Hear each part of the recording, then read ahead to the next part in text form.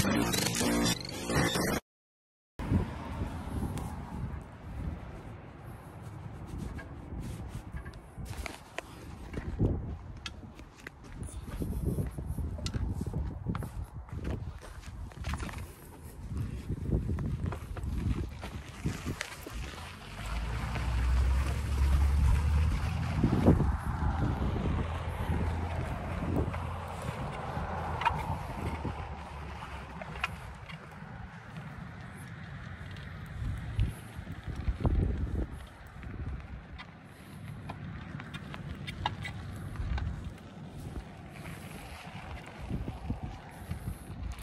mga kapits.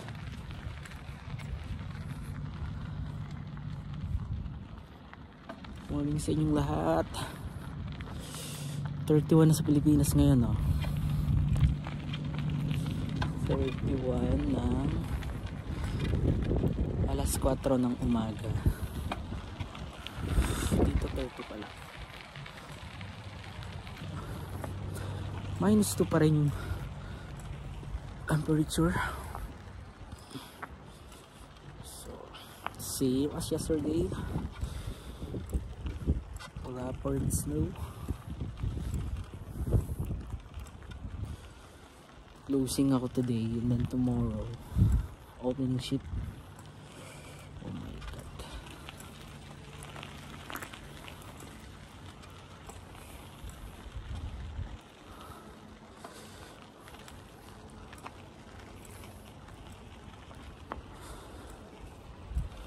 Kahapon medyo matao. Kinabahan pa ako kahapon kasi may umorder sa akin ng grilled cheese. Tapos usually kasi dinalagyan namin cheese is 4.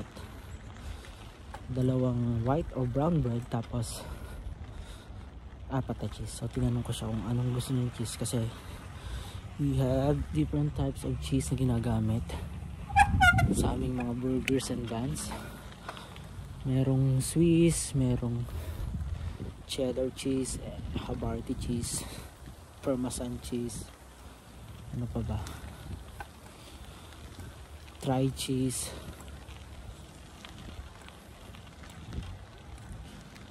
Tapos tinanong ko siya kung ano, sabi niya ako na daw ang bahala. Eh medyo sensitive yung customer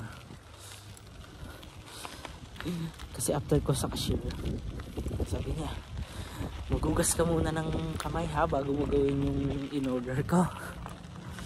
Siyempre which is dapat naman talaga kasi humawa ka ng pera,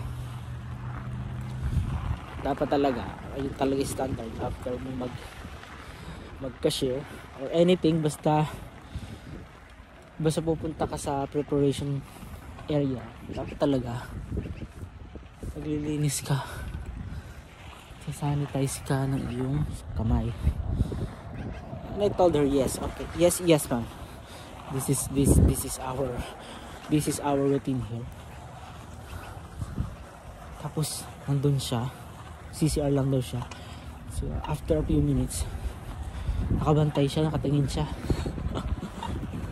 Tinitingnan niya yung ginagawa ko. Syempre naka-gloves ako, clear gloves, kailangan mo talaga yun. So luto ko si cheeseburger, tapos pagkatapos okay, nagpasalamat siya, kinuha niya. Tapos after a few minutes kasi bumalik siya kasi nakita ko pagkakuha niya ng order niya, umalis na siya. Tapos after a few minutes bumalik, nahanap daw ako. Tinatanong sa kasamahan ko, tapos paglabas ko siyang nakita ko siya.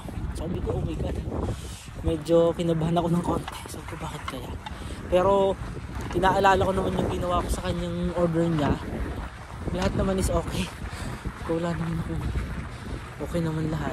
Doon ko naman ng maayos, pati yung sandwich niya kasi cheese na melt naman. 4 na cheese, dinouble check ko pa eh. Nakailang back and forth pa ako dun sa sandwich kasi medyo makapal din yung cheese. Sabi ko baka malamig pa yung cheese. Kasi nangyari na sa akin yun eh. Yung mga unang araw ko dito, may umorder sa akin ng cheeseburger. Ang ginawa ko, literal talaga na cheese lang. Tapos pinatong ko lang sa sandwich na malamig. Mambira, sabi ko, hindi naman siguro ganun kasi syempre, lesson learned na yun. Once na magkamali ka, alam mo na dapat sa susunod na teka, hindi na itong gagawin ko, ito na yung tama. Tapos pagkano sa akin, lumabas ako. Ko, yes ma'am, nakangiti pa ako. Tapos tuwan-tuwa siya. Talagang kita mo sa mukha niyang nag-enjoy siya sa kinain niya. Sabi niya, the grilled cheese that you make for us was so good. And I recommend that one. Doon ko naman syempre, tanggal yung kaba, tuwan-tuwa ako. Sabi ko, I appreciate ma'am. And I'm hoping to see you again. Sabi niya, yes, we will come back for you.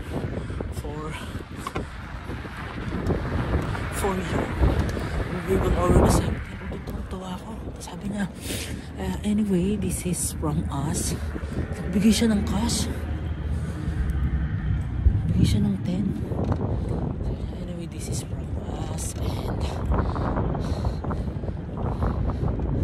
take this for you. Take this for you. Inisip na sa akin lang. Tuwan-tuwa ako. Nagpasalamat ako. Alis siya. Siyempre ako naman. Ayoko namang sarilinin yung tip. Kahit ba ako yung gumawa at ako rin yung nag-cashier doon. Hindi ko namang gagawin yun. Dito na pala ako sa trabaho. So yun yung ginawa ko. Kinuwento ko sa kasamahan ko. Tapos syempre nilagay ko yung tip sa tip box. Tapos pinaghatian namin. So yun lang. Sila na experience dito. Kasi dito napaka-appreciative ng mga Canadian. Talaga yung one of the best character traits na meron sila. Basta gusto nila yung ginawa mo, talagang i-appreciate nila and ipapakita nila sa'yo by words and through their action also. Dadara yung labi ko kasi lamig. So saya-saya ko lang kapon. Sabi ko, grabe. Medyo maedad na naman. Talagang mukha siyang social, hindi basta-basta. Kasi makakuha mo naman sa customer kapag yung mga customer mo, manonotice mo naman agad kung paano sila dawin nilang manamit, yung mga dawin nilang magsalita, yun talaga manonotice mo sa kanila yun. Ayun, napakasaya lang. Nag-enjoy talaga kagaha.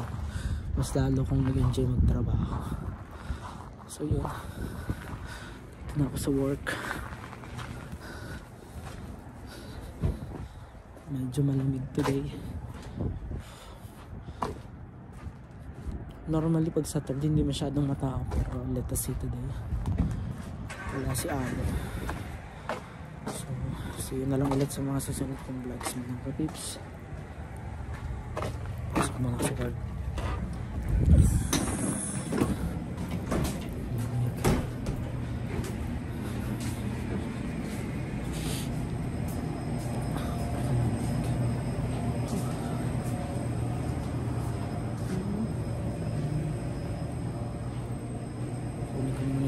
Nandun siya sa likod minto mo yun.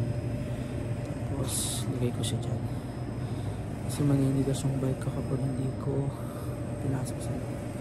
So yun lang muna, see you soon sa mga susunod kong vlogs mga ka-tips. Bye bye, God bless you all.